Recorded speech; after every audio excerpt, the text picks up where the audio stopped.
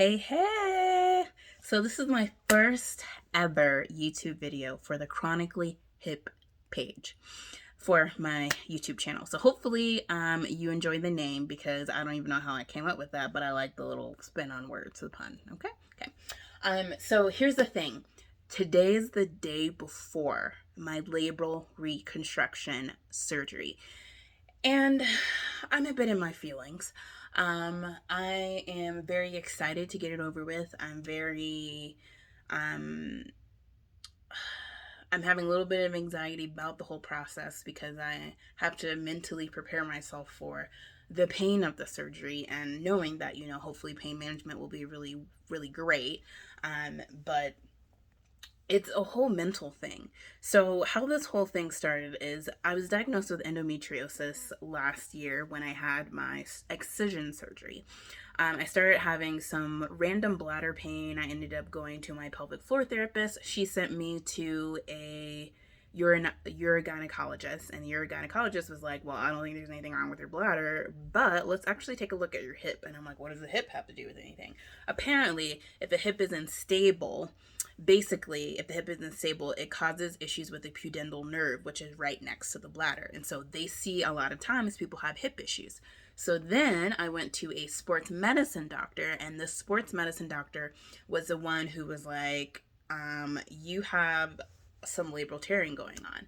And long story short, I did some research and I found out that a labral tear could possibly be from different forms of hip dysplasia and that I should see a hip preservation specialist.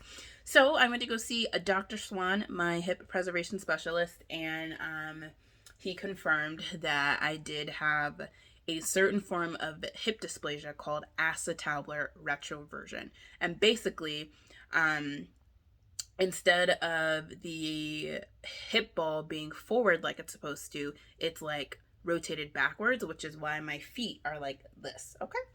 So I walk like a duck. So with this labral reconstruction, first of all, there's a difference between a labral reconstruction and a labral repair, right? So with the labral repair, they're taking your damaged labrum and they're actually doing what they need to do. Sorry, I'm very amateur over here. Okay. They take your damaged labrum and they repair it with anchors. And a labral reconstruction, which is what I'm having, which was recommended because actually labral tears often re-tear, which means more surgery. And based on the studies of Dr. White, who is my labral surgeon, based off of his studies, he's found that labral reconstruction is actually puts you in a position where you don't even have a labrum anymore. It's not a conservative option at all. It is pretty drastic because he literally models a labrum from a cadaver graft and, makes his own based off of the cadaver graft and he puts it up in there, okay? And then you have a brand new labrum, and the great thing is that you don't have any pain because it's a graft that's not, there's nothing connected to it, no nerve endings or whatever. I don't even know, does the hip have, yeah, the hip does have nerve endings. Anyway, so today is the day before my surgery. I go in tomorrow morning. I have to be there at 5 a.m. and then my surgery is at 7 a.m.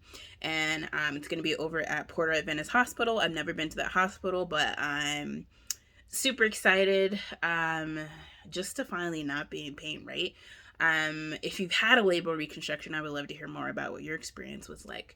But tomorrow's the day. This particular surgery has a 6-month to 12-month recovery period. And the crazy thing is also I'm having a periacetabular osteotomy, which that is where they actually start to fix the acetabular retroversion with my hip. And then labral reconstruction just fixes the shape of my ball. They're doing a femoral osteoplasty and an acetabular plasty, which is where they reshape the acetabulum as well, because I have some impingement going on. So every time my leg moves up, like my hip hits a certain part of my what's it called, of my hip socket of the acetabulum, essentially. So today I've just mainly I washed my hair. I got my twist in. Okay, this is all my natural hair, no weave. Okay, I did this myself. Look at that shine, baby. Okay. And then I plan on doing some packing later on today. I can't have any food after midnight tonight, so I'm gonna grub down on tacos. We have some friends coming over, so that's super excited. But stay tuned. I will be talking to you tomorrow morning right before I go in at 5 to check in. And I plan on sharing my journey because honestly, there's not really anyone talking about labral reconstruction. There's not really anyone talking about the recovery process for their periacetabular osteotomy, and I'm having a reverse PAO, periacetabular osteotomy. And it's just a little bit different because I have over coverage instead of shallow sockets. So anyway, it's a journey and I'm here for it, and I'm super excited to be able to share this with you. And I will talk to you tomorrow on my very first day of, it'll be my day 1 of surgery and all that jazz. My PAO is on Monday, so I do my surgery tomorrow, and then I stay overnight in the hospital, and then ideally I go home and then I come back on Monday, and on Monday I stay up to 3 days depending on how things go. So we'll see. Stay tuned, and I'll talk to you tomorrow on surgery day.